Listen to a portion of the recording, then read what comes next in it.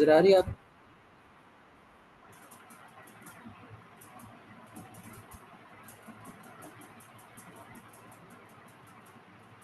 Chat में बता दें कि स्क्रीन नज़र आ रही है और आवाज़ आ रही है, क्लियर है? फिर हम क्लास स्टार्ट करें। ओके। अच्छा, जिस तरह लास्ट क्लास में हमने बात की थी कि हमने लीनियर रिग्रेशन मॉडल एक ट्रेंड किया था लास्ट, पर हमने देखा था कि किस तरह से हमारे पास जो है डाटा क्लीन करने के बाद और फिर डाटा के मुख्य ट्रांसफॉर्मेशन करने के बाद, डाटा को इनकोड करने के बाद कैटेगरिकल वेरिएबल्स को हमने कन्वर्ट किया था न्यूमेरिकल में। तो वो सारी चीज़ें करने के बाद किस तरह से हमारा मॉडल जो मशीन लर्निंग था वो बेहतर परफॉर्म कर रहा था, हमारे रिजल्ट कैसे बेहतर आ रहे थे। लेकिन आज हम देखने जा रहे हैं कि आखिर जो मशीन लर्निंग का मॉडल था, जो लीनियर रिग्रेशन हमने यूज़ किया था, वो बेसिकली बिहाइंड द सीन्स काम किस तरह से कर रहा होता है, उसके पीछे मैथ क्या होती है, कौन से फार्मूलाज होते हैं, कौन सी मैथमेटिकल नोटेशंस होती हैं, जिनको हम देखते हैं या जिनको मॉडल यूज़ करके डायरेक्टली हमारे लिए ईजी कर देते हैं कोड करना, और वो प्रिडिक्शन स्टार्ट कर देते हैं हमारे डाटा सेट के ऊपर। तो सुपरवाइज्ड लर्निंग और अनसुपरवाइज्ड लर्निंग तो आप लोग वैसे फेमिलियर होंगे। सुपरवाइज्ड लर्निंग कोई बताना चाहेगा, या आपको आइडिया है ना सुपरवाइज्ड लर्निंग का और अनसुपरवाइज्ड लर्निंग का?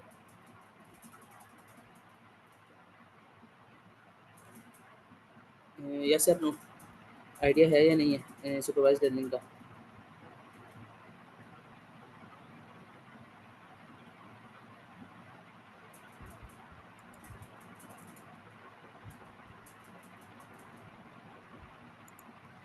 चलिए, सुपरवाइज़्ड लर्निंग का मैं बता देता हूँ कि हमारे पास इस तरह से होता है कि कह लें कि जो मॉडल है, वो अगर हमारे पास लेबल डाटा हो, यानी कि जो फीचर्स हैं और टारगेट है वो दोनों क्या लेबल डाटा है। जैसे हमारे पास इसकी आप एग्जांपल ले सकते हैं, ईमेल है हमारे पास, तो एक ईमेल आई है और उसको हमने लेबल लगा दिया आगे कि ये ईमेल स्पैम है थी या नहीं थी। इस तरह हमारे पास कहने के लेट्स से 10 ईमेल्स हैं और 6 या 7 के आगे लिखा हुआ है कि स्पैम नहीं है, और 2 या 3 के आगे लिखा हुआ है कि वो स्पैम है। तो इसका मतलब है कि हमारे पास अब लेबल डाटा, यानी कि हमारे पास जो इनपुट था, फीचर्स थी, ईमेल्स थी, वो भी हमारे पास क्या हो गया, लेबल्ड है, यानी कि ये हमारे पास कंटेंट है, डिस्क्रिप्शन है। और जो टारगेट वेरिएबल था उधर भी हमने बता दिया वाई को कि हमारे पास ये जो है ये ईमेल स्पैम है थी और ये स्पैम नहीं थी। तो अगर हमारे पास इस तरह से ना हो और फीचर जो टारगेट है वो कहने के अनलेबल्ड हो, या टारगेट हमारा अनलेबल्ड हो, या हमें नहीं पता कि वो किस तरह से करना है, तो वो अनसुपरवाइज्ड लर्निंग होती है। यानी कि फिर मॉडल खुद ब खुद मतलब है कि डाटा के ऊपर ट्रेन करता है और उसको प्रेडिक्ट करने की कोशिश करता है, ग्रुपिंग करता है और बताने की कोशिश करता है कि हमारे पास जो है ये इस ग्रुप में लाइक कर और ये इस ग्रुप में लाइक कर रहा है, यानी कि वो क्लस्टर्स बनाता है वहाँ पे। तो बाद में जब हम अनसुपरवाइज्ड लर्निंग को करेंगे, उस टाइम हम उसकी तरफ मज़ीद इन डिटेल, इन डेप्थ उसको कहने समझ लेंगे अनसुपरवाइज्ड लर्निंग को। फर्दर अनसुपरवाइज्ड लर्निंग की आपको थोड़ी बहुत अंडरस्टैंडिंग होगी है कि हमारे पास क्या होता है कि हमारे पास फीचर्स भी नाउन होते हैं और जो टारगेट होगा वो भी नाउन होगा, यानी कि वो लेबल्ड डाटा होगा हमारे पास। और देन लेबल्ड डाटा में आगे कह लें कि हमारे पास जो है ना, दो मज़ीद कैटेगरीज होती हैं।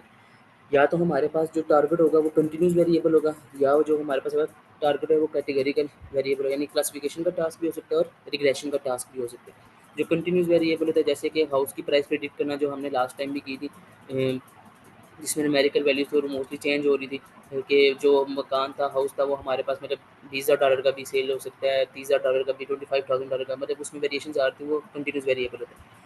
कैटेगरिकल वेरिएबल से मुराद है ऐसी, या टारगेट से मुराद वो टारगेट है जिस तरह अभी मैंने आपको एग्जांपल दी है ईमेल की, कि ईमेल या तो स्पैम होगी या स्पैम नहीं होगी। तो अगर इसमें अगर हम देखें तो दो कैटेगरीज बनी हैं, तो वो उसको हम क्लासिफिकेशन टास्क में कहने के कंसिडर करते हैं। अच्छा, आज का जो हमारा मेन टॉपिक था लीनियर रिग्रेशन का, वो अब स्टार्ट करते हैं, जो कि सुपरवाइज लर्निंग में हम देख रहे हैं। अच्छा, लीनियर रिग्रेशन जो हमारे पास मॉडल है, इसका मतलब है कि हम कंटिन्यूस वेरिएबल है उसको प्रिडिक्ट करने की कोशिश करते हैं इस मॉडल के थ्रू। अब हम आज इस मॉडल की बिहाइंड द सीन देखेंगे कि इसके पीछे क्या मैथ होती है, जिसको हमें चेक करना है। अब इसमें हमारे पास सबसे पहले मैंने दो इक्वेशंस लिखी हैं। एक है हमारे पास y equals to m x plus b, और दूसरा है y equal to h theta x equals to theta dot x. अच्छा, जो फर्स्ट इक्वेशन होगी y equal to m x plus b, इससे आई थिंक सो कि आप में से मैक्सिमम जो हैं वो फेमिलियर होंगे, या आपने कहीं ना कहीं पे ये यूज़ की होगी मैथ के क्वेश्चन में। तो इसमें हमारे पास क्या होता है, एक्स हमारे पास क्या था, ये इंडिपेंडेंट वेरिएबल है, यानी कि हमारे पास कह लें हमारी इनपुट है या फीचर्स है। और जो हमारे पास वाई है वो हमारा क्या था, टारगेट वेरिएबल है, यानी कि जिसको हमने प्रेडिक्ट करना है, यानी कि डिपेंडेंट वेरिएबल। अब देखें एक्स की वैल्यू के साथ जो एम लिखा हुआ है, इसमें हमारे पास कह लें कि एम हमारे पास स्लोप है और बी जो है उसको इंटरसेप्ट वैल्यू कहते हैं। तो अब हमारे पास इस तरह से हो रहा होता है कि हमने स्लोप को फाइंड करना होता है और साथ इंटरसेप्ट की वैल्यू को फाइंड करना होता है। जब हमारे पास स्लोप होगी, स्लोप से मुराद ये होता है हमारे पास कि एक्स की वैल्यू जब चेंज हो रही है तो उस टाइम वाई की वैल्यू में कितना डिफरेंस आ रहा है, वो हमारे पास होती है स्लोप होती है। और एक्स की वैल्यू कितनी चेंज हो रही है, जब एक यूनिट उसकी चेंज हो रही है। इसकी मिसाल हम ऐसे लेते हैं कि हमारे पास ग्राफ पे ना जो एक्स वेरिएबल है, एक्स एक्सीज है, उसके ऊपर लेट से वैल्यू लिखी थी 0, फिर 1, फिर 2 और फिर 3 लिखी हुई थी।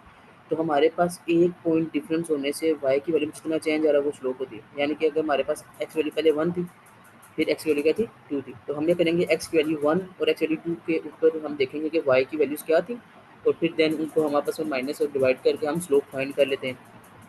जैसे आपको याद होगा कि स्लोप की जो इक्वेशन होती थी y2 minus y1 divided by x2 minus x1। जो हमारे पास रह गया b, वो इंटरसेप्ट या कहने के वेट हम उसको कह लेते हैं कि हमने कितना उसमें ऐड करें वेट कि हमारे पास एग्जैक्ट y की वैल्यू के वो इक्वल हो जाए। अब वो प्लस में भी हम ऐड कर सकते हैं और माइनस में भी ऐड कर सकते हैं। तो ये चीज़ें हम साथ साथ कैलकुलेट करेंगे। और जो दूसरे नीचे मैंने आपको इक्वेशन लिख के दी है, y is equal to h theta equal theta dot x, ये उसी इक्वेशन है, कह लें साइंटिफिक नोटेशन टाइप कह लें, या कह लें डाटा साइंस में या एआई में जब हम देखते हैं लीनियर रिग्रेशन तो हम इस इक्वेशन को फाइंड आउट करते हैं, हल कर होते हैं। अब इसमें एक्स तो आपके पास सेम ही रहेगा, यानी कि वो हमारे पास इनपुट जो वेरिएबल है, इंडिपेंडेंट वेरिएबल था, वही है, फीचर्स ही है। लेकिन जो हमारे पास यहाँ पे थीटा है, इस थीटा के अंदर दोनों चीज़ें आ जाती हैं, स्लोप भी आ जाती है और वाइस टाइम भी आ जाती है, यानी कि एम भी आ जाएगा और डी भी आ जाएगा, दोनों चीज़ें आ जाएगी, यानी कि इंटरसेप्ट भी आ गया और स्लोप भी आ गया। अच्छा, अब इसकी हम इम्प्लीमेंटेशन करते हैं, उससे आपको बेहतर आइडिया होगा। हमने क्या किया, हमने नमपाई को इंपोर्ट करके हमने एक्स और वाई दो कहने के रेंडमली जनरेट कर लिए डाटा सेट, और एक एक्स की वैल्यू रख ली 2 स्टार रैंडम के फंक्शन से, इसी तरह वाई की वैल्यू हमने जनरेट कर ली। फिर हमने अपने डाटा सेट को प्लॉट करने की प्लॉट किया। तो हम डाटा सेट को प्लॉट करते हैं तो देखें हमारे पास क्या हुआ कि हमारे पास जो एक्स की वैल्यू थी बेसिकली 0 से 2 के दरमियान है, और 0 से 2 के दरमियान जब एक्स की वैल्यू जो पुट हो रही थी हमारे पास इस इक्वेशन में, जिधर एक्स होगा उसकी जगह एक्स वैल्यू पुट होगी और वाई के आंसर ऑटोमेटिकली आते जाएंगे। तो जो वाई के आंसर्स आ रहे हैं उस पॉइंट पे हमारे पास एक डॉट कंसीडर होगा। जैसे मिसाल के तौर पे अगर मैं आपको समझाऊँ तो यहाँ पे लेट्स से 0.5 है, 0.5 के अगर हम देखें तो एक्स वैल्यू जब 0.5 थी तो उस टाइम हमारे पास जो वाई है, वाई की वैल्यू यहाँ से ऑलमोस्ट 4.8 या 4.9 समथिंग आ गई है। तो इस तरह से हमारे पास ये सारे डाटा सेट हैं, बेसिकली ये पेयर पॉइंट्स हैं एक्स और वाई की वैल्यू के। जैसे ये अगर हमारे पास 1 पॉइंट समथिंग वैल्यू है, 1.15 वैल्यू है, तो ये देखिए हमारे पास ऑलमोस्ट उस टाइम वाई की वैल्यू क्या है, ये 9 आई है। तो इस तरह से जितने आपको ये डॉट्स नज़र आ रहे हैं बेसिकली ये पेयर्स बन गए हैं एक्स और वाई की वैल्यू के, और ये हमारा डाटा सेट बन गया एक किस्म का। तो डाटा सेट ये बेसिकली सिर्फ समझाने के लिए कहने के हमने यूज़ किया और कि चीज़ों को अंडरस्टैंड कर सकें। अब हम लीनियर कहने रिग्रेशन जो मॉडल है उसको हम क्रिएट करते हैं फ्रॉम स्क्रैच। हम किसी लाइब्रेरी के थ्रू इम्पोर्ट नहीं कर रहे, बल्कि हम उसको बिल्कुल कह रहे हैं कि स्क्रैच से बना रहे हैं। हमारे पास क्या हुआ, हमने एक वेरिएबल क्रिएट किया जिसका नाम रख दिया हमने एक्स बी। बी से मुराद है कि हमारे पास हाइस्ट होगा ना, और दूसरा हमारे पास है थीटा बेस्ट। थीटा बेस्ट हमारे पास कैसे आएगा कि हमारे पास जो कहने के हमने कहा था कि हमारे पास जो एक्स होता है, अब इसकी वैल्यू डायरेक्टली वाई के इक्वल तो नहीं है ना, इसका मतलब थीटा में कोई ना कोई ऐसी वैल्यू हमें रखनी है जो एक्स की वैल्यू जब मल्टीप्लाई हो तो हमारे पास जो आंसर है वो वाई की हमारा जो टारगेट वेरिएबल है उसके पास आए।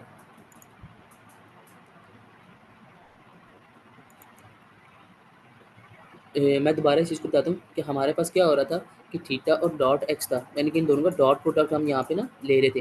तो हमने कहा था कि एक्स हमारा इंडिपेंडेंट वेरिएबल है और जो वाई है वो डिपेंडेंट वेरिएबल है, यानी कि वाई हमारा क्या टारगेट है। अब हमने क्या करना है कि एक्स की वैल्यू को कहने के एक्स की वैल्यू के साथ हमने मॉडल जब ट्रेन करना होता है तो हमने थीटा की ऐसी वैल्यू फाइंड करनी होती है कि जब वो एक्स की वैल्यू के साथ उसका डॉट प्रोडक्ट लें तो उसके जो आंसर्स हैं वो सिमिलरली वही आंसर्स हैं जो कि हमारे पास वाई के ओरिजिनल आंसर्स मौजूद थे, या एटलीस्ट उसके करीब करीब हैं। इसका मतलब है कि थीटा की वैल्यू हमने इस तरह फाइंड करने के हमारे पास मिनिमम एरर का चांस मौजूद हो, क्योंकि एग्जैक्टली बिल्कुल क्या अगर हम गए तो मॉडल 100% तो कोई मॉडल कहने के एक्यूरेट नहीं होता या एग्जैक्टली वो नहीं करता, लेकिन 90% 95% तो एक्यूरेट हो सकते हैं ना। तो इसलिए हमारे पास थीटा की वैल्यू हमने इस तरह से कैलकुलेट करनी होती है, या इस तरह से कह लें कि वो वैल्यू जनरेट करते हैं कि हमारे पास उसकी जो बेस्ट वैल्यू होती है वो हम एक्स के साथ मल्टीप्लाई कराते हैं ताकि हम डॉट प्रोडक्ट लेते हैं उसके साथ, ताकि हमारे पास वाई जो हमारे प्रिडिक्शन वैल्यू थी उसके करीब आए, यानी जिनको हमने प्रिडिक्ट करना था। तो अब उस केस के लिए हमारे पास इस थीटा को कैलकुलेट करने के लिए कहने कि ये एक नॉर्मल इक्वेशन होती है, जिसको हम नॉर्मल इक्वेशन नाम देते हैं। ये जो नॉर्मल इक्वेशन है ये इधर आपको इमेज में नज़र आ रही होगी। तो इसको नंपाई के थ्रू हम कैसे परफॉर्म करते हैं, ये जो लाइन ऑफ कोड है इसके थ्रू हमने इसको अप्लाई किया। अब हमने किया क्या, हमने क्या किया कि हमने यहाँ पे दो फंक्शंस कॉल किए, एक तो लीनियर रिग्रेशन का और दूसरा डॉट इनवर्स का। तो डॉट इनवर्स के फंक्शन ने क्या किया, आपको देखें ना इसमें इनवर्स आपको नज़र आ रहेगा। तो अब हमारे पास क्या हो रहा है, जो एक्स बी था उसका हमने ट्रांसपोज लिया, ये हमारा जो एक्स लिखा था तो एक्स बी हमने ले लिया, डॉट ट्रांसपोज ले लिया। तो उसके बाद देखें इसका डॉट हो रहा है सिंपल एक्स के साथ, तो देखें हमने सिंपल डॉट ले लिया इसका एक्स बी के साथ। फिर हमने ब्रैकेट दो क्लोज कर दी क्योंकि हमने किसी डॉट इनवर्स का फंक्शन कॉल किया होता है। तो ये देखो डॉट इनवर्स का फंक्शन हमारे पास यहाँ पे कंप्लीट हो गया। देन उसके बाद दोबारा यहाँ पे डॉट प्रोडक्ट हो रहा है उसका सिंपल एक्स बी के ट्रांसपोज के साथ। तो देखें हमने दोबारा उसका डॉट प्रोडक्ट ले लिया ट्रांसपोज के साथ। देन दोबारा हमारे पास इस देखो उसका डॉट हो रहा है वाई के साथ, तो हमने उसका डॉट ले लिया वाई के साथ। तो जब हम ये सारा कोड रन करते हैं और ये जो एक लाइन है बेसिकली इस पूरे को वो फाइंड कर रही है, इस पूरी क्वेश्चन को रन कर रही है, और इस तरह से हमारे पास जो वैल्यू निकलेगी वो थीटा बेस्ट की वैल्यू निकलेगी, यानी वो थीटा बेस्ट कैलकुलेट कर लेगा। इस चीज़ की अंडरस्टैंडिंग हुई है कि थीटा बेस्ट हमने कैसे कैलकुलेट किया है।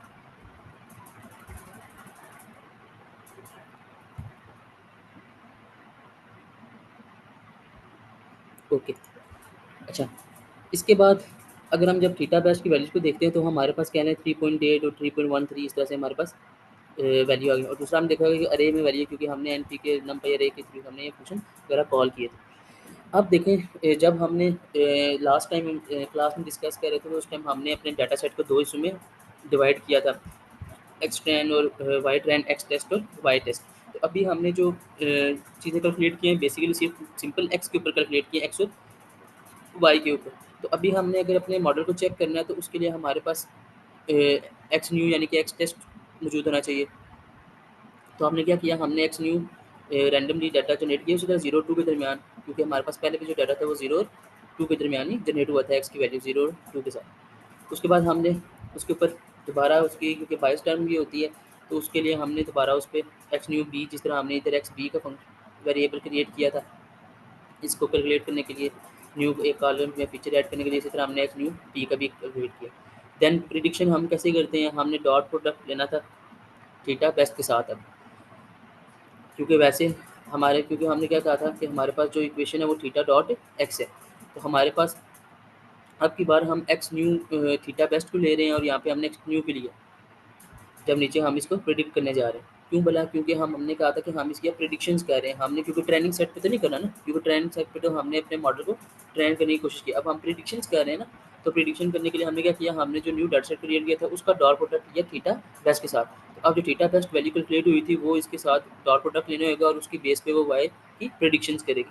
तो ये हमारे पास वाई प्रिडिक्ट की वैल्यूज़ आ गई। अगर अब हम इसको कहने के लिनियर रिग्रेशन में हमारी कोशिश होती है कि हमारे पास ना एक बेस्ट फिटिंग लाइन आती है जो मैक्सिमम पॉइंट्स को आपस में देख लेते हैं कि वो मैक्सिमम पॉइंट के से गुजर के जा रही हो। तो हमने जब इसको प्लॉट किया तो आप देखें हमारे पास ये एक लाइन जो लिनियर रिग्रेशन की प्लॉट हो गई है। अब ये जो लाइन है अगर हम देखें तो इसके ऊपर एग्जैक्टली जो डॉट्स हैं, यानी कि जो इसने एग्जैक्टली वैल्यूज एग्जैक्ट बिल्कुल 100% एक्यूरेट प्रिडिक्ट किया बहुत कम है। यानी कि देखिए ये एक डॉट होगा, दो डॉट है, 3 से 4 डॉट हो गए हैं, ये 5 6 7 8 9 10 11 12, मतलब हार्डली 12 to 13 डॉट्स हैं जो इसने एग्जैक्टली कह लें हमारे पास के प्रिडिक्ट किए हैं कि एग्जैक्टली इस लाइन के ऊपर है। लेकिन अब अगर हमारा मॉडल अच्छे से इसको ट्रेन ना करता या अच्छे से प्रिडिक्ट ना करता तो हो सकता है ये लाइन इस जगह से भी तो जा सकती थी ना। देखें ना अभी ये लाइन है 4 से स्टार्ट हो रही है और ये इस तरह से जा रही है। अगर हमारा मॉडल अच्छे से थीटा बेस्ट हमारा कैलकुलेट ना होता तो हो सकता है वो 2 से स्टार्ट होती और इधर से लाइन जाती। तो क्या वो लाइन ज़्यादा बेस्ट फिट थी, या जो लाइन 6 से स्टार्ट होगी वो ज़्यादा बेस्ट फिट थी, या जो लाइन अभी 4 से ही स्टार्ट हो रही है ये लाइन ही एक्यूरेट है और इसने अच्छे से डाटा पॉइंट को समझा है, या अच्छे से उस जगह पे बेस्ट फिट लाइन के तौर पे सेव हो रही है, डाटा पॉइंट पे से गुजरी है।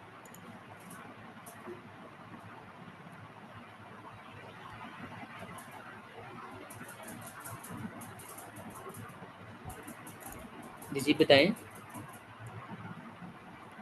कि मैं ये बता रहा था कि हमारे पास क्या होता है लीनियर रिग्रेशन में, हमारे पास आपने देखा था कि ये डाटा सेट है ना हमारे पास, तो हमने डाटा सेट को लीनियर रिग्रेशन मॉडल के ऊपर ट्रेन किया और फिर उसके बाद प्रिडिक्शन की। फिर प्रिडिक्शन को विजुअलाइज़ जब हम करते हैं तो हम उसमें से क्या करते हैं, बेस्ट फिट लाइन को कराते हैं।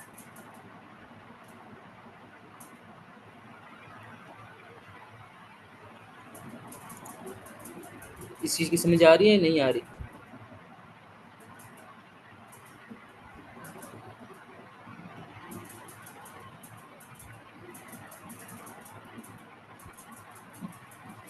बेस्ट फिट लाइन की मैं पूछा था, समझ आ रही है, नहीं आ रही?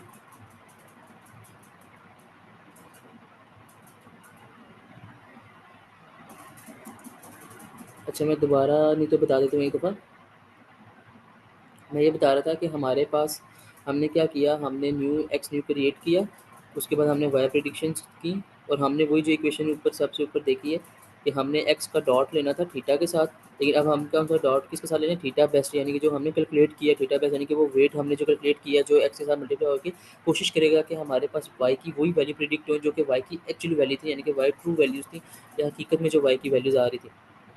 तो उसके बाद हमने क्या किया कि हमने लाइन प्लॉट कर दी इधर आर, यानी ये रेड लाइन की, और ये साथ इसके हाइफन ये शो करती है कि हमारे पास लाइन हो, और जो डॉट्स थे उनके लिए हमने बी जगह लेके रख दिया, यानी कि ब्लू कलर की होंगी, और साथ आके डॉट मेंशन कर दिया, यानी कि वो डॉट्स लगेंगे। तो इस तरह हमारे पास ये जो ग्राफ प्रिंट आउट हुआ है, या इसमें हमारे पास ये जो ब्लू नज़र आपको डाटा सेट के पॉइंट्स नज़र आ रहे हैं, और जो ये लाइन आपके पास जा रही है, ये बेसिकली नीली रिग्रेशन की लाइन है।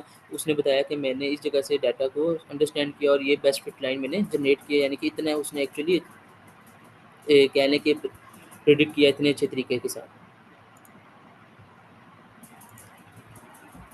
तो इसमें अब साथ में आपको ये चीज़ जो बता रहा था कि हमारे पास अगर थीटा बेस्ट अच्छे से कैलकुलेट ना हुआ होता, तो हो सकता था कि हमारे पास ये लाइन 4 से स्टार्ट होकर ऐसे यूँ जा रही है, ये हमारे पास 2 से स्टार्ट होकर ऐसे यूँ जा रही होती है इस जगह से। तो जब हमारे पास ये लाइन इधर होती है तो इसका मतलब ये एक्यूरेट नहीं थी। अब एक्यूरेट क्यों नहीं थी? क्योंकि हमारे पास, मैंने भी आपको बताया कि हमारे पास कोई मॉडल 100% एक्यूरेट तो नहीं होता, लेकिन वो 90% एक्यूरेट हो सकता है। तो अगर हम इधर से देखें 4 के गिर्द जिधर भी लाइन है, तो बेशक मैं देखता हूँ कि 10 से 12 पॉइंट्स हैं, डाटा पॉइंट जो इस लाइन के ऊपर लाई करें, लेकिन मैक्सिमम पॉइंट्स इसके बिल्कुल करीब हैं, उनका डिस्टेंस इससे कम है। हालाँकि ये देखें कुछ पॉइंट्स हैं जो ज़्यादा इससे दूर है, या जैसे ये पॉइंट अगर हम देखें तो ये इस लाइन से ज़्यादा दूर है, तो ये आउटलायर्स भी तो हो सकते हैं ना। तो मैक्सिमम अगर हम पॉइंट देखें तो इस लाइन से इसका डिस्टेंस कम है। अगर यही लाइन हमारे पास इधर 2 से स्टार्ट हो रही थी इस जगह से, तो फिर अगर हम देखते तो हमारे पास इस लाइन के पास तो 1 या ये 2 पॉइंट होते जो इस लाइन के करीब होते। तो इसका मतलब ये बेस्ट फिट लाइन तो नहीं थी ना। तो इसका मतलब है कि हमारा लीनियर मॉडल जब भी ट्रेन होता है तो उसके बाद वो क्या करता है, एक बेस्ट फिट लाइन जनरेट करता है, और उसके ऊपर वो कहता है कि मैंने इस जगह पे अपने डाटा सेट को अंडरस्टैंड किया और यहाँ पे मैक्सिमम जो पॉइंट्स हैं वो लाइक कर रहे हैं या इसके बिल्कुल करीब करीब होंगे। अभी कुछ क्लियर हुआ है थोड़ा सा? ओके हो गया। अच्छा, अब ये देखें जो सारा अभी हमने कैलकुलेट किया है, क्योंकि अब ज़ाहिर बात है आपको पता है चैट जीपीटी भी आया हुआ है, तो अब हम ये मैथमेटिकल इतनी उसमें सरदर्दी में तो नहीं जाते, लेकिन आपको इन चीज़ों की बेसिक अंडरस्टैंडिंग होनी चाहिए ताकि आपको पता हो कि linear regression basically behind the scene उसके मैथ के चल रही होती है और किस तरह से काम कर रहे थे, किस तरह डाटा पॉइंट्स को लेकर वो चल रहा होता है और किस तरह से वो बेस्ट फिट लाइन क्रिएट करता है। इसलिए आपको ये मैथमेटिकल क्या है उसकी पढ़ाई की फ्रॉम स्क्रैच किस तरह लीनियर रिग्रेशन हम बनाते हैं। अब इसी तरह अगर हम हमारे लिए कह लें साइकिट लर्न की जो लाइब्रेरीज़ हैं, एसके लर्न की लाइब्रेरीज़ है, उसमें लीनियर रिग्रेशन का मॉडल ऑलरेडी बिल्ट इन मौजूद है। हम सिंपली क्या करते हैं, उस लीनियर रिग्रेशन मॉडल को कॉल करते हैं और इस वेरिएबल में स्टोर कर देते हैं। अब बजाय इसके कि हम सारी मैथमेटिकल कैलकुलेशंस खुद करें, हमने डॉट फिट के फंक्शन से एक्स और वाई जो ऊपर हमारे पास आए थे उनको हमने लीनियर रिग्रेशन में मतलब ट्रेन करा दिया। जब ट्रेन करा दिया उसके बाद ये देखें हमने जब उसके इंटरसेप्ट और कोएफ़िशिएंट की वैल्यू देखी है, तो वो देखिए 3.86 और 3.13 आई है, जो कि ऑलमोस्ट सेम है उस वैल्यू के जो हमारे पास थीटा बेस्ट की वैल्यू आई थी 3.86 और 3.13। जो मैंने आपको बताया था ना, थीटा बेस्ट में भी बेसिकली एम और बी दोनों वैल्यू आ रही थी, यानी कि स्लोप की वैल्यू आ रही होती है और दूसरी इंटरसेप्ट बी की वैल्यू आ रही होती है। तो उसको हम मतलब कह लें कोएफ़िशिएंट भी कहते हैं और इस तरह से इंटरसेप्ट भी कहते हैं। तो इंटरसेप्ट की वैल्यू देखो 3.86 और 3.13 एग्जैक्टली सेम है। अब बजाय इसी के हम वो मैथमेटिकल नोटेशंस को याद रखें और उसके बाद हम मैथमेटिकल कैलकुलेशंस खुद से परफॉर्म करें, हमारे लिए एसक्यूएल ने आसानी कर दी कि उसने लीनियर रिग्रेशन का मॉडल हमारे पास ऑलरेडी बिल्ट इन हमें दे दिया, हम उसको फंक्शन सिंपली कॉल करते हैं और हम मॉडल को फीड कराते हैं तो हमारे पास ऑटोमेटिकली इंटरसेप्ट और कोएफिशिएंट्स की वैल्यूज़ भी आ जाती हैं। उसके बाद हमने जब प्रिडिक्ट भी करना है, तो प्रिडिक्ट करने के लिए भी हमने सिंपली डॉट प्रिडिक्ट का फंक्शन कॉल किया, उसी मॉडल के ऊपर एक्स न्यू को उसमें से गुजारा और देखें इसकी भी वैल्यू ऑलमोस्ट सिमिलर है 3.86 और 10.14, जो कि इसने यहाँ पे प्रिडिक्शंस की वैल्यू निकाली थी 3.86 और 10.14। देन उसके बाद हम देखते हैं इसको भी प्लॉट करके क्या आया, इसकी प्रिडिक्शन भी ऑलमोस्ट सेम ही है। तो ये देखें आपके पास इसमें भी हमारे पास जो बेस्ट फिट लाइन बनी है ऑलमोस्ट उसी जगह पे जनरेट हुई है और इसमें भी हमारे पास जो मैक्सिमम पॉइंट्स हैं वो उसके पास है।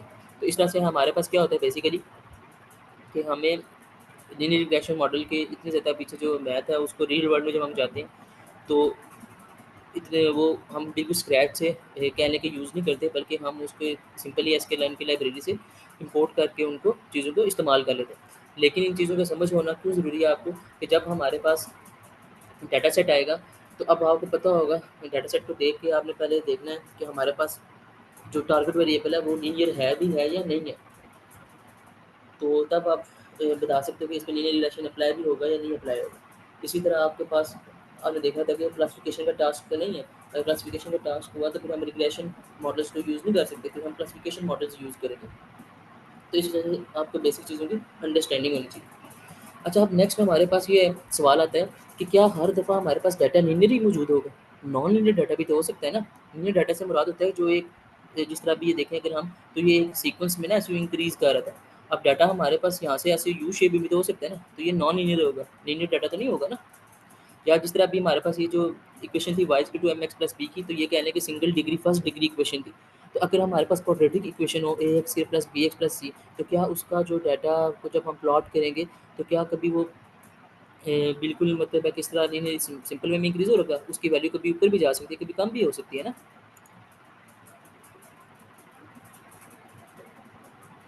ओके, मैं कोड दिखा देता हूँ।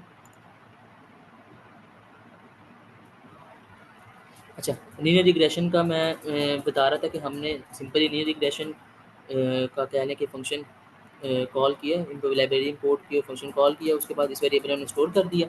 स्टोर करने पर डॉट फिट के फंक्शन पे हमने एक्स और वाई को फिट करा दिया। इस तरह से हमारे पास लीनियर रिग्रेशन हमने अपने मॉडल को ट्रेन कर लिया। देन हमारे पास उसके बाद हमने लीनियर रिग्रेशन के डॉट इंटरसेप्ट फंक्शन और डॉट कोएफिशिएंट फंक्शन से हमने उन दोनों की वैल्यू भी चेक कर ली, इंटरसेप्ट की भी और कोएफिशिएंट्स की भी। उसके बाद हमने एक्स न्यू पे हम, क्योंकि हमने जब भी कह लें कि प्रेडिक्शन करनी होती है तो हमने उस डाटा सेट पे करनी होती है जो कि हमारे मॉडल ने पहले नहीं देखा हो। तो ट्रेनिंग डाटा सेट पे सिंपल एक्स और वाई था।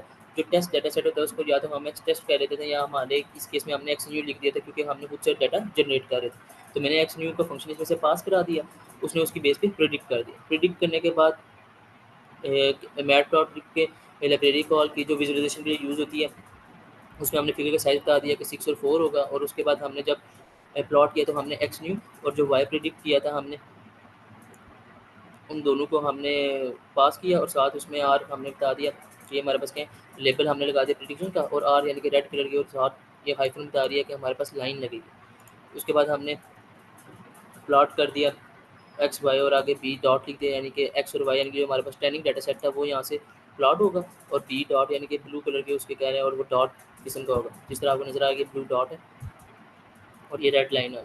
देन हमारे पास ये जो लेजेंड के फंक्शन थे ये हमने लगा दिए और उसके बाद ये एक्स लेबल वाई लेबल से बता देगा, एक्स लेबल पे एक्स वन लिखा आ जाएगा, वाई लेबल पे बता देगा यहाँ पे वाई लिखा आ जाएगा। उसके बाद हमारे पास ये हमने एक्सिस लिख दिए कि 0 2 और 0 से 15, यानी कि हमारे पास यहाँ से देखें 0 से लेकर 2 और यहाँ पे 0 से लेकर 15। देन इसके बाद हमने लेजेंड की जो पोजीशन थी वो लॉक कर दी, यानी कि अपर लेफ्ट पे प्रिडिक्शन लिखा हुआ जो लेबल हमने लगाया था वो इधर शो हो जाएगा। और इस तरह से हमारे पास ये कहने के ग्राफ जनरेट होकर शो हो गए। अच्छा, अभी मैं आपको बता रहा था कि हमेशा हमारे पास जो डाटा है वो लीनियर किस्म का नहीं होता, हमारे पास डाटा नॉन लीनियर भी तो हो सकता है ना। जैसे हमारे पास लीनियर डाटा की एग्जांपल अभी हमने देखी, जिस तरह स्टूडेंट है और आवर्स हैं कि जितना वो स्टडी करेगा, स्टडी ऑफ आवर्स उसके ज़्यादा होंगे स्टूडेंट के, ऑटोमेटिकली उसके जो मार्क्स हैं वो भी क्या होंगे, ज़्यादा अच्छे होते जाएंगे, वो ज़्यादा अच्छा सीखता जाएगा। तो इसका मतलब इन दोनों में डायरेक्ट रिलेशनशिप है और ये एक सीक्वेंस में क्या होते जाएंगे, इंक्रीज होते जाएंगे। तो इसका मतलब ये हमारे पास लीनियर डाटा की एक अच्छी एग्जाम्पल थी।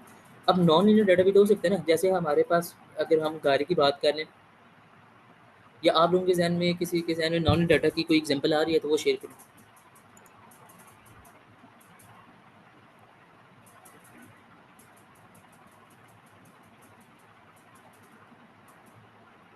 नॉन लीनियर डाटा की कोई एग्जांपल ज़हन में आ रही है? कोई माइंड में आ रही है तो बताइए?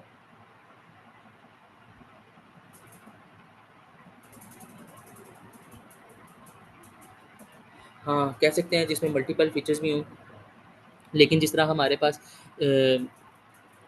जो डाटा सेट था जिसमें हमने काम किया था, उसमें तो मल्टीपल फीचर्स थे, लेकिन हाँ, उसमें हमने लीनियर रिग्रेशन का मॉडल लगाया था, तो वो तो लीनियर डाटा नहीं था।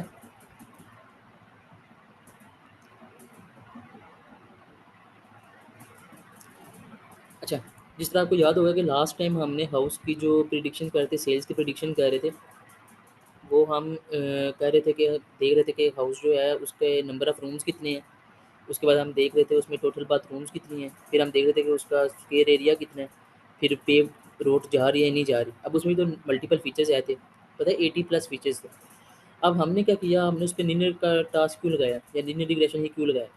उस पे हमारे पास जो टारगेट वेरिएबल था हमारा, जिसमें उसकी सेल थी, जब उसको हम हर अलग-अलग एक फीचर के साथ कंपेयर करते हैं और उसमें जब हम एनालाइज़ करते हैं, तो वो जो डाटा था वो ऑलमोस्ट कंटीन्यूअस प्राइस आती है। कैसे भला? कि हमने हर जो डाटा पॉइंट आता है, हर जो फीचर आता है ना सिंगल सिंगल फीचर को, उसको हमने चेक करना होता है टारगेट वेरिएबल के साथ। जैसे नंबर ऑफ रूम्स और टारगेट वेरिएबल जो हमारा सेल थी, उन दोनों को अगर हम आपस में चेक करें और विजुलाइज़ करें, तो हमें पता रहेगा नंबर ऑफ रूम जितने ज़्यादा होंगे, सेल की प्राइस, हाउस की प्राइस उतनी ज़्यादा होती जाएगी। तो इसका मतलब है इन दोनों में भी एक लीनियर रिलेशनशिप है, एक सीधी लाइन ही बिल्ड हो रही होगी।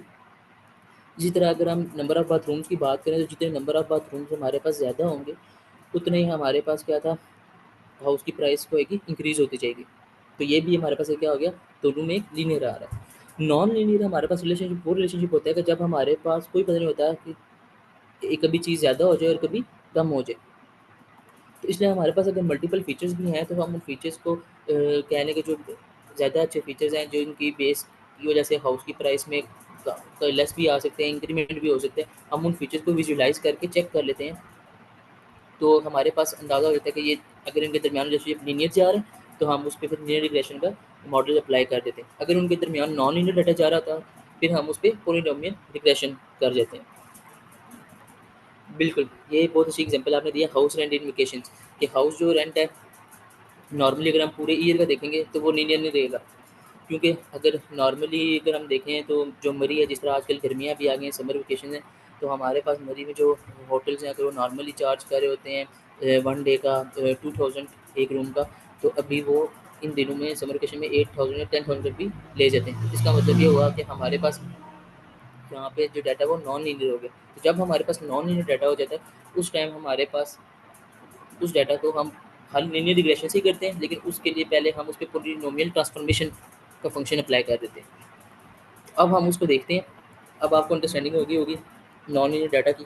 हमने क्या किया, यहाँ पे वही एक्स और वाई दो डाटा सेट जनरेट कर लिया। उस डाटा सेट को जब हम विजुलाइज़ किया, तो ये देखें हमारे पास अब जो डाटा सेट है, ये एक रिदम में इंक्रीज़ नहीं हो रहा है ऐसे यूँ, बल्कि ये देखें कभी ये नीचे आ रहा है, फिर ये थोड़ा-सा ऊपर गया, फिर ये नीचे आ रहा था, नीचे आ रहा था, यहाँ पे देखें कुछ ऊपर चला गया, फिर यहाँ से आस्ता-आस्ता यहाँ यहाँ पे इस जगह से अब आप कह सकते हैं कि यहाँ से थोड़ा-सा क्या हुआ, ये एक लीनियर वे में इंक्रीमेंट हुआ है। लेकिन यहाँ से अगर हम देखें तो ओल्ड डाटा सेट पे तो ये लीनियर ही इसकी ग्रोथ नहीं, बल्कि एक्सपोनेंशियल ग्रोथ हो गई है यहाँ से जाके। तो ऐसा डाटा सेट को जब हम अगर डायरेक्टली इस डाटा सेट पे लीनियर रिग्रेशन अप्लाई करें, तो लीनियर रिग्रेशन है तो यही देखना है ना कि मैं इनके दरमियान डाटा सेट के पॉइंट के दरमियान लीनियर रिलेशनशिप है। तो अब जब वो इसमें से बेस्ट फिट लाइन अपनी जनरेट करेगा, तो देखें अब वो कैसी लाइन जनरेट कर रहा है। अभी भी इसने कोशिश की है कि मैं इस जगह से लाइन बनाऊँ जहाँ पे मैक्सिमम पॉइंट्स इसके पास हों। लेकिन अगर हम देखें तो पहले फिर 12 पॉइंट्स से अराउंड जो इस लाइन के ऊपर रिलाई कर रहे थे हमारे पास, जब डाटा सेट हमारे पास लीनियर था। लेकिन अभी देखें अगर हम, तो सिर्फ एक और ये दो, सिर्फ दो पॉइंट्स हैं जो इस लाइन के ऊपर बेस्ट फिट हैं। और बाकी अगर हम इस लाइन के करीब भी देखें, तो करीब में भी इसके एज़ कम्पेयर टू जो हमारे पास अबव ग्राफ था, उसकी निस्बत इस लाइन के करीब भी हमारे पास बहुत कम पॉइंट्स हैं। तो इसका मतलब है कि अगर ऐसे डाटा सेट पे डायरेक्टली लीनियर रिग्रेशन हम अप्लाई करते हैं जिसका डाटा नॉन लीनियर है, तो वहाँ पे लीनियर रिग्रेशन उतने अच्छे रिजल्ट्स नहीं प्रोवाइड कर रहा होता। तो अब इस चीज़ को बेहतर बनाने के लिए हम ये करते हैं, उस पे नोमियल ट्रांसफॉर्मेशन करते हैं, पॉलीनोमियल फीचर्स का फंक्शन ऐड कर देते हैं। तो उसके लिए हमारे पास पॉलीनोमियल फीचर की कह लें कि उसको हम लाइब्रेरी है, उसको हम इंपोर्ट करते हैं। अब हमारे पास क्योंकि हमने इधर जो डाटा सेट जनरेट किया था वो 2 डिग्री का था, तो इस वजह से हमने क्या किया कि इस पे जो डिग्री की वैल्यू रखी है वो क्या रखी है 2 रख दी है। ये देख रहे हैं यहाँ पे हमने कर दी। अब जो हमने जब पोलीनोमियल ट्रांसफॉर्मेशन बेसिकली अप्लाई किया अपने फीचर्स के ऊपर तो उसकी डिग्री हमने 2 रख दी है। और ये देखिए अब हमारे पास जो एक्स डाटा सेट है सिंपल, उस पे हमने जब ट्रांसफॉर्म किया तो हमारे पास उसको अब हमने नाम दे दिया एक्स पोली का। यानी कि हमारे पास पहले जो हमारे पास जो ट्रेनिंग डाटा सेट था उसमें सिर्फ वैल्यू एक्स की थी। अब जब हमने उसको ट्रांसफॉर्म कर दिया तो इसका मतलब अब उसकी जो वैल्यू होगी वो क्या होगी एक्स पोली होगी, उसको उसमें सेव होगी। देन अब अगर इस फंक्शन पे हम लीनियर रिग्रेशन इस डाटा सेट पे अगर हम लीनियर रिग्रेशन को अब अप्लाई करते हैं और देन उसके बाद उसकी वैल्यू को प्रिडिक्ट करते हैं तो अब आपके पास जो बेस्ट फिट लाइन है देखें वो भी क्या होगी line data non linear data set को फॉलो कर रही है और उसके अकॉर्डिंगली बेस्ट फिट लाइन उसने जनरेट की है। तो पोलीनोमियल फीचर कह लें कि अप्लाई करने से देखें हमारे पास किस तरह से जो बेस्ट फिट लाइन थी उसने भी अपनी कर्व शो किया और उसने देखा कि नहीं मेरे पास डाटा सेट है वो तो नॉन लीनियर है। और अब देखें अगर हम तो अब पहले अगर सिर्फ 2 या 3 पॉइंट है जो इस लाइन के ऊपर अप्लाई कर रहे थे तो अभी 1 2 3 4 5 6 7 8 9 10 11 12 ऑलमोस्ट 12 कहने के पॉइंट है जो इस लाइन के ऊपर लाई कर रहे हैं। और साथ जैसे जैसे लाइन जिधर जिधर देखें आपके पास यहाँ से रोटेट करिए वहाँ पे डाटा सेट का जो डाटा पॉइंट्स का जो यानी डिस्टेंस है वो भी इस लाइन के करीब ही होता जा रहा है। ये देखिए अगर ये लाइन इस तरह पहले इधर सीधी गई थी तो उस टाइम तो ये पॉइंट्स थे हमारे पास बहुत ज़्यादा दूर जा रहे थे। लेकिन अब ये सवाल ये होता है कि आखिर ये इसने इसके पीछे भी तो बिहाइंड कोई ना मैथमेटिक्स होगी ना। तो वो मैथ जो है वो इसके पीछे क्या हो रही थी। अच्छा हमारे पास इस तरह से होता है कि जो लीनियर डाटा था उसकी मैंने आपको इक्वेशन दिखाई थी ना थीटा डॉट एक्स। तो अभी जो हमारे पास एक्स फीचर्स थे कहने के उनमें हमारे पास जो नॉन लीनियर डाटा होता है उसमें इसका मतलब है सेकंड डिग्री इक्वेशन आ गई यानी कि एक्स स्क्वायर आ गया। तो उनको क्या कहा जाता है वो जितने भी फीचर्स होते हैं उनकी पावर्स को लेके उनको साथ उसमें ऐड करने की कोशिश करते हैं। यानी कि पहले अगर हमारे पास उतनी फंक्शन उतनी मैथमेटिकल नोटेशन चलेगी सिर्फ साथ में उसके एक चीज़ नई ऐड हो जाती है जिसको हम पोलिनोमियल फंक्शन ट्रांसफॉर्मेशन कहते हैं यानी कि एफ पी के नाम से हम मोस्टली उसको डिनोट करते हैं। और सेम लीनियर रिग्रेशन में सिर्फ मॉडल में एक चीज़ जो उसकी मैथमेटिकल इक्वेशन है उसमें जो ऐड हो जाती है वो कहते हैं प्लस एफ पी। यानी कि एफ पी क्या कर रहा होता है पोलिनोमियल फीचर जो ये हमारे पास जितने भी हमारे पास एक्स के फीचर्स होते हैं उन सब की जो सेकंड है अगर हमारे पास अभी सेकंड डिग्री जो उस डिग्री के अकॉर्डिंग उन चीज़ों को वो पावर को लेते हैं और उनको उतना ऐड कर देते हैं। इस तरह से हमारे पास जो कहने की लाइन होगी वो उसके अकॉर्डिंगली चेंज हो जाती है। अच्छा इसका अगर हम कोड देख लें तो ये ऊपर तक तो वो सेम ही था। इसके बाद मैंने ये आपको एक्सप्लेन कर दिए कि पोलिनोमियल फीचर्स को हमने कॉल करके किस तरह से सिंपली एक्स को ट्रांसफॉर्म किया बेसिकली ये पोलिनो फीचर्स में पोलिनोमियल के फीचर्स में। और देन उसके बाद हमने वही लीनियर रिग्रेशन का मॉडल कॉल किया और अब की बार देखें हमने सिर्फ एक्स डाटा सेट सिंपल नहीं पास किया बल्कि एक्स पोली पास आउट किया इसमें से। और देन अगैन इसने उसके बाद उसी तरह से कह लें इंटरसेप्टर कोफिशिएंट्स को मेजर किया।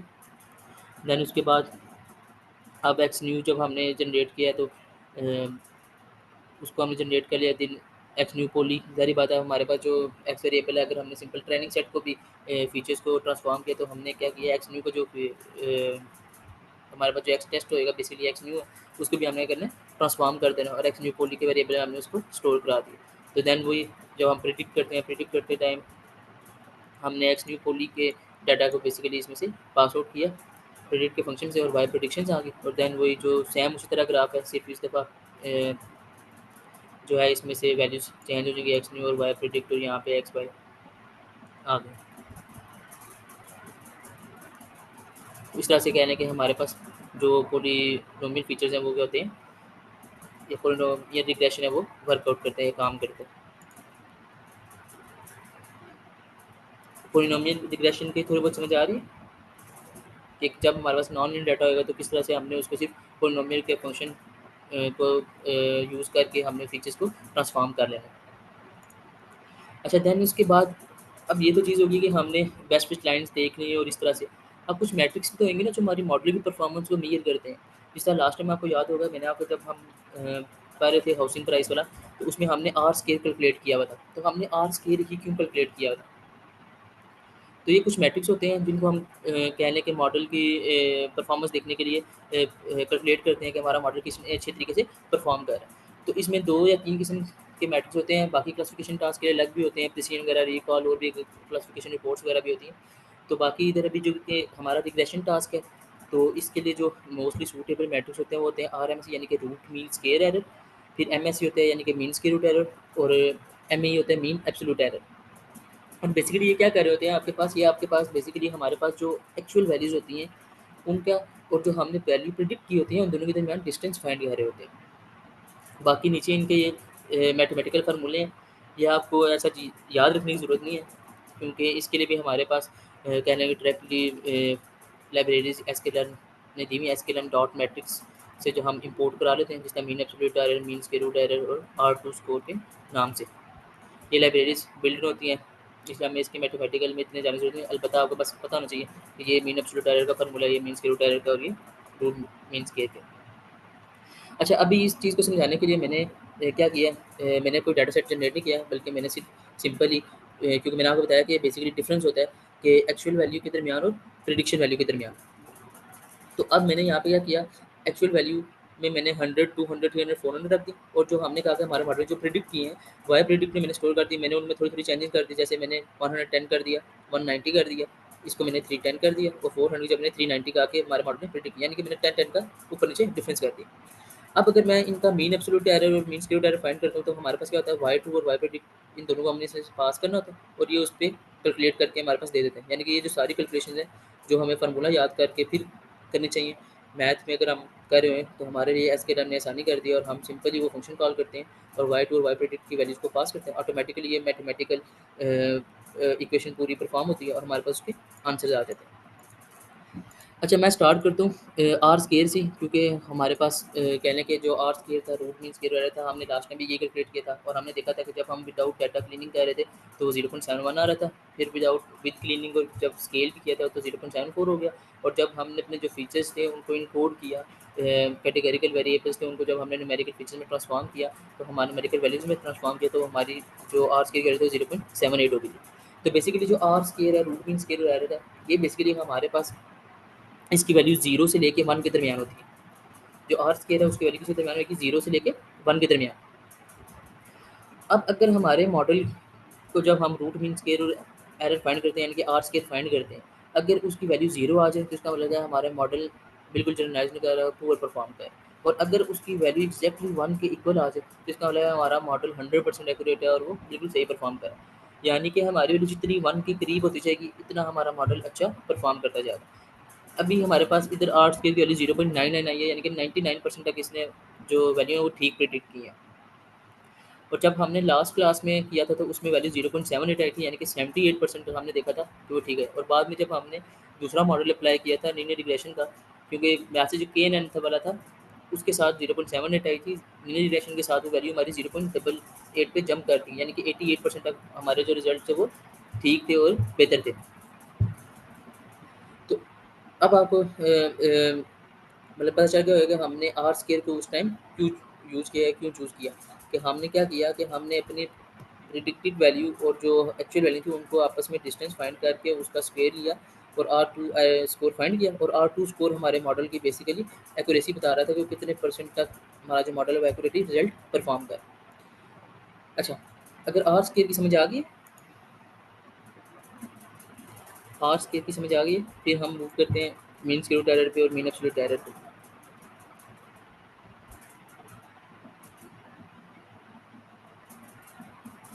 जी, रूट मीन स्क्वायर एरर की समझ आ गई। अच्छा, रिपीट ओके।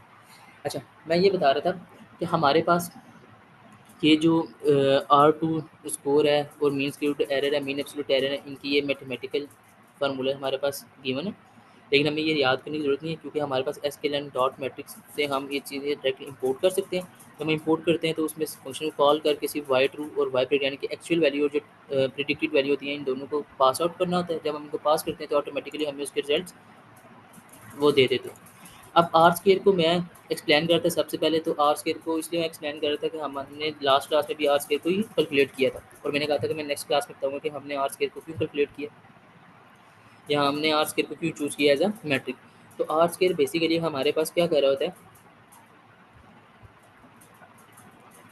आर स्क्वायर की वैल्यू होती है 0 से लेके 1 के दरमियान।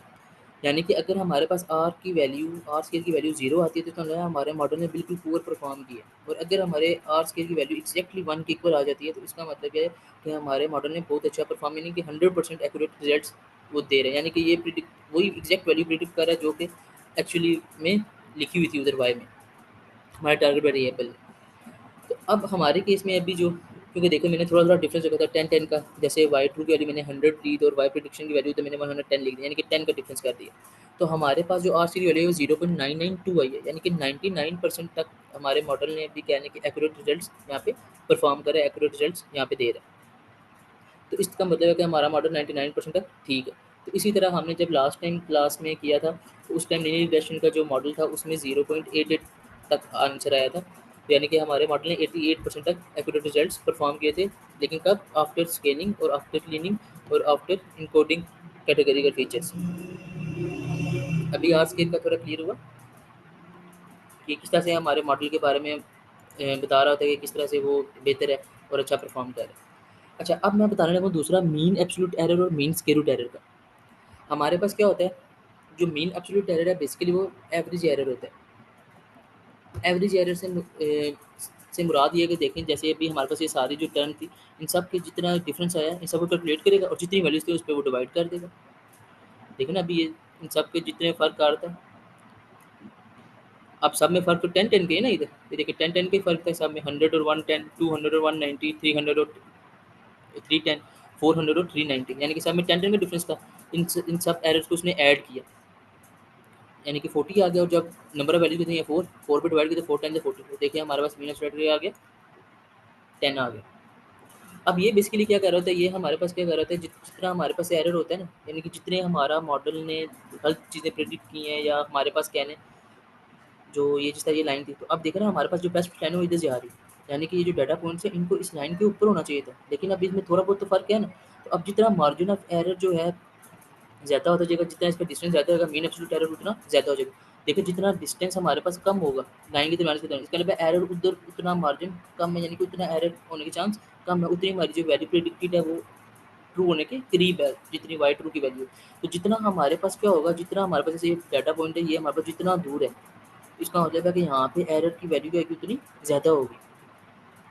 तो इस वजह से हमारे पास इसका मतलब है उस टाइम जो एवरेज एरर होगा, मीन एब्सोल्यूट एरर होगा वो उतना ज़्यादा होता जाएगा। तो इसका मतलब है कि हमारे पास एम ए जो मीन एब्सोल्यूट एरर है इसकी वैल्यू हमेशा कम होनी चाहिए। जितनी हमारे पास ये वैल्यू कम होगी उतना हम कह सकते हैं हमारे मॉडल ने अच्छा परफॉर्म किया और उतना हमारा मॉडल अच्छे तरीके से प्रिडिक्ट कर रहा है, उतना उसमें कम है। अब ये ज़रूरी क्यों है और इसमें ये तब ख़ास तौर पे कहने के इस्तेमाल हो रहा है, इसकी समझ आई है अभी या नहीं है?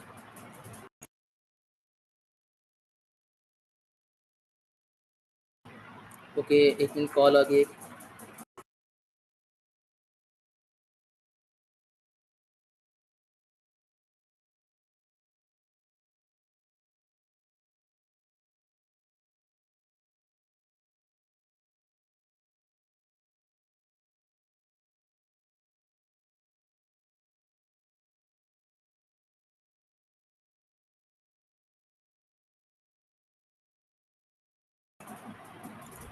अच्छा, मैं आपको बता रहा था कि हमारे पास मतलब 10 का डिफरेंस है। अब देखें ये रियल वर्ल्ड में 10 का जो डिफरेंस है, ये कहीं हो कितना मैटर भी कर सकते हैं। जैसे अब हमने जो हाउसिंग प्राइस का अपना मॉडल ट्रेन किया था, अब हमारे हाउस की प्राइस हो लेट्स से 20,000 जो सेल करनी है। अब वो प्लस माइनस 10% एरर होगा, तो हो सकता है कि वो 10,000 पाउंड या 10,000 जो डॉलर है वो प्रिडिक्ट कर दे प्राइस की, इस हाउस की जो प्राइस है जी $10,000 होनी चाहिए, या हो सकता है वो $30,000 प्रिडिक्ट कर दे। अगर वो 30,000 करे फिर तो जो बेचने वाला है वो खुश होगा कि चलो मेरे हाउस की प्राइस जो है जी अच्छी लग रही। लेकिन अगर वो $10,000 प्रिडिक्ट करेगा तो इसका मतलब क्या हुआ कि हमारे पास उसकी ओरिजिनल वैल्यू से $10,000 कम हो गया, यानी कि $20,000 की जगह वो मकान $10,000 का बिक रहा है। तो वहाँ पे उस टाइम जो ऑनर होगा उस बेचारे पे क्या गुजरेगी। तो इस वजह से हम इस एरर को जितना कहने कम होता है उतना कम करने की कोशिश करते हैं। इसी तरह हमारे पास नेक्स्ट जो है वो मीन स्क्वेयर रूट एरर है, एमएसई है। एमएसई बेसिकली हमारे पास मीन जो एब्सोल्यूट एरर होता है इसी का हम स्क्वायर ले लेते हैं, यानी कि जैसे 10 हमारे पास आया हुआ है 10 का स्क्वायर लेंगे, यानी कि 10 का स्क्वायर 100। अच्छा, अब ये हमारे पास क्यों यूज़ होता है या हम ये कब यूज़ करते हैं? ये हमारे पास यूज़ होता है मोस्टली आउटलायर्स के केस में। इसमें हम कहते हैं कि हम आउटलायर्स को पनिश करें ना जितना ज़्यादा, ये इस तरह से है जिस तरह से कहने के स्ट्रिक्ट टीचर होगा और वो कहता है कि अगर कोई बच्चा गलती करता है तो उसको ज़्यादा से ज़्यादा पनिशमेंट मिलनी चाहिए। जिस तरह से आपने अभी तक कोई भी डाटा सेट क्लीन नहीं किया, आपने कोई भी कहने के मॉडल ट्रेन नहीं किया और ना ग्रुप में कोई क्वेश्चन पूछे हैं और ना कोई चीज़ अपनी एक्टिविटी शेयर की है कि हमने ये काम किया या ये हमारे रिजल्ट्स हैं या ये हमारे पास उधर मसला आ रहा है, कोई चीज़ भी आपने नहीं बताई। तो एज़ अ पनिशमेंट आपकी वैसे असाइनमेंट भी है एक। और दूसरा ये है कि हमारे पास अब इसी को मज़ीद क्लियर करने के लिए, आपको समझाने के लिए मैंने क्या किया, इसकी वैल्यूज़ में 20-20 का डिफरेंस कर दिया। जैसे 100 की जगह मैंने 120 लिख दिया, 200 की जगह मैंने 180 लिख दिया, 300 की जगह मैंने 320 लिख दिया और 400 की जगह 380 लिख दिया। ऊपर देखा ना 10-10 का डिफरेंस था, यहाँ पे मैंने क्या किया 20-20 का डिफरेंस कर दिया। और अब जब मैंने कैलकुलेट किया तो आपको देखें उसी तरह जब मीन ऑफ एरर की वैल्यू आई 20% और ये देखें 20 का स्केल है 400 और यहाँ पे हमारे पास देखें जो आर स्केल है उसकी वैल्यू 0.96 है, यानी कि अब हमारा जो मॉडल है वो 96% तक एक्यूरेट बता रहा है और पहले देखें कितने परसेंट था, 99% तक। तो देख लें जितनी हमारी वाई प्रिडिक्शन जो हमारी प्रिडिक्ट हुई वैल्यू आएंगी जितनी वो दूर होती जाएंगी अपनी एक्चुअल वैल्यू से, उस हिसाब से हमारे जो आर स्केयर है उसकी वैल्यू क्या होती जाएगी, कम होती जाएगी। इधर 99% पे था जब हमारे पास 10 का डिफरेंस था और जब 20 का डिफरेंस आया तो ये देखें यहाँ पे ये ज़्यादा हो गया। इसी तरह हमारे पास जितनी वैल्यू इधर जितना कम हमारे पास डिफरेंस होगा उतनी हमारे पास मीन एफ एरर की वैल्यू छोटी होगी और उतने चांसेस कम है रियल वर्ल्ड में नुकसान होने के। और जितनी ये वैल्यू ज़्यादा होगी, जितना गैप ज़्यादा होगा वाई ट्रू और वाई प्रिडिक्ट की वैल्यू के दरमियान, इसका अलावा उतना हमारा जो मीन एफ एरर है वो ज़्यादा आएगा। लेकिन अब ये अभी आपको देखने में बिल्कुल ईजी लग रहा है और मुझे उम्मीद है आपको समझ आ गई होगी।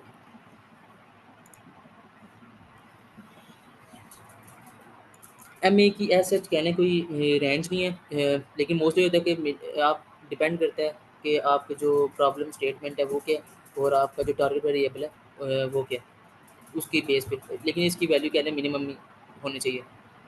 लेकिन फिर मैं बता रहा हूँ कि इसकी वैल्यू डिपेंड करती है उसके ऊपर कि आपकी टारगेट प्राइस क्या है या टारगेट जो वेरिएबल है वो क्या है। अच्छा, दूसरा मैं ये बता रहा था कि अभी तो हमारे पास ये सिंपली मैंने 4 वैल्यूज़ ली हैं, इसलिए आपको वाई टू और वाई प्रेडिक्शन का एग्जैक्टली आइडिया हो रहा है और आप देख रहे हैं किस तरह से ना ये बेहतर है।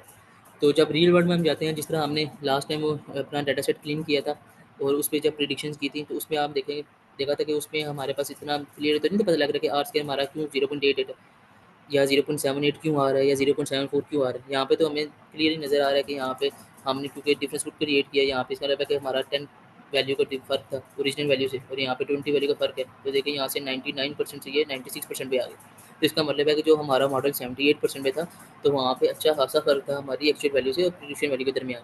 तो इस वजह से हमारी कोशिश होती है कि आर स्क्वायर की वैल्यू जितनी ज़्यादा हो और हम मोस्टली एक वैल्यू पे एक मैट्रिक पे रिलाई भी नहीं करते, हम कोशिश करते हैं कि हम आर स्क्वायर और मीन एब्सोल्यूट एरर या मीन स्क्वायर एरर इन तीनों को भी चेक कर लिया करें, ताकि उससे हमें बेहतर आइडिया हो जाएगा कि हमारा मॉडल वाकई परफॉर्म भी कर रहा है या अच्छा परफॉर्म भी कर रहा है या नहीं परफॉर्म कर रहा है। यहाँ तक चीज़ मुझे समझ आ गई या किसी का कोई सवाल? ओके, मैं मीन स्क्वायर एरर दोबारा बता देता हूँ। मीन स्क्वायर एरर मैं आपको बता रहा था कि हमारे पास जो है ये बेसिकली सब की कह लें कि जो एवरेज थी उसी को इकट्ठा करता है, सिर्फ इसका साथ क्या लेता है, स्क्वायर ले लेता है। यानी कि अगर एरर जिस तरह हमारे पास सिंपली 20 था तो उसका स्क्वायर लेंगे तो वो हमारे पास क्या होएगा 400 हो जाएगा। तो इसमें ये ऐसे ही होता है कि ये समझ लें कि जिस तरह आप अगर बड़ी गलती करोगे तो बड़ी सज़ा मिलेगी, ये उस तरह से है।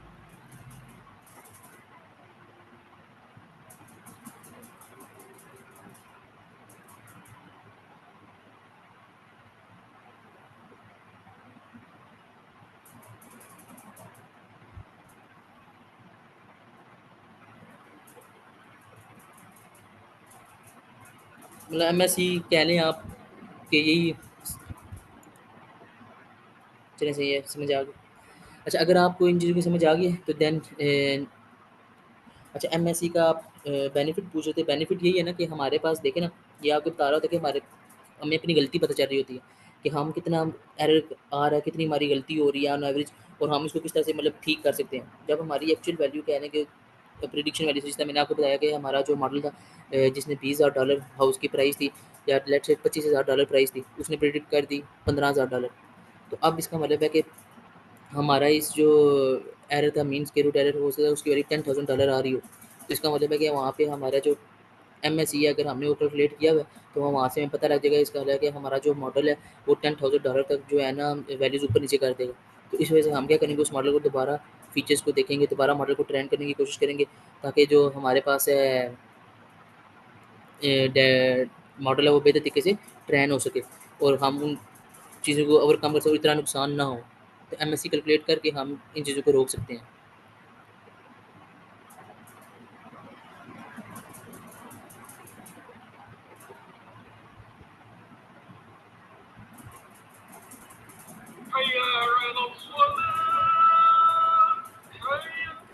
अच्छा ओके, अगर तो ये अंडरस्टैंडिंग होगी है तो देन फिर हम नेक्स्ट क्लास में अगले मॉडल्स हैं उनको देखेंगे और साथ में जो है ओवर फिटिंग और अंडर फिटिंग को भी देखेंगे। तो बाकी आपकी असाइनमेंट ये है कि आपके पास डेटा सेट ऑलरेडी मौजूद है, आपने अभी तक उसके ऊपर कोई वर्किंग नहीं की है, अगर की भी है तो कोई ग्रुप में या किसी सवाल नहीं किए या किसी भी जगह आपने लिंक्डइन पे नहीं शेयर की अपनी फाइंडिंग्स वगैरह कुछ भी, तो वहाँ पे आपने जेनरेट को कहने के टैग करके अपनी फाइंडिंग्स एक तो शेयर करें लिंक्डइन के ऊपर और दूसरा ये कि ग्रुप में अपने रिजल्ट शेयर करें कि आपने मॉडल ट्रेन किया है, आपने फीचर्स को डिफरेंट तरीके से क्लीन किया है, डिफरेंट तरीके से इनकोड किया है, मुख्तलिफ तरीके आपने लगाए हैं उसके ऊपर और आपकी मॉडल की एक्यूरेसी मेरे मॉडल की एक्यूरेसी से ज़्यादा अच्छी आनी चाहिए या अगर कम आ रही है तो आपने वजह देखनी है कि क्या गलती कर रहे हैं कि कम आ रही है और अगर आपकी एक्यूरेसी ज़्यादा बेहतर आ रही है तो आपने अपनी फाइंडिंग्स या अपना जो मेथोडोलॉजी है वो शेयर करनी है कि मैंने इस फीचर को इस तरीके से ट्रीट किया है, इस फीचर को लेबल इनकोड किया है, इस फीचर को मैंने कैटेगरी दूसरे तरीके से इनकोड किया है ऑर्डिनल तरीके से या नॉमिनल तरीके से। तो ये सारी चीज़ें आपने बतानी है फिर। तो बाकी क्लास आज की फिर एंड करते हैं यहीं पे। ओके, अल्लाह हाफ़िज़। या किसी को कोई सवाल है तो पूछ सकते हैं।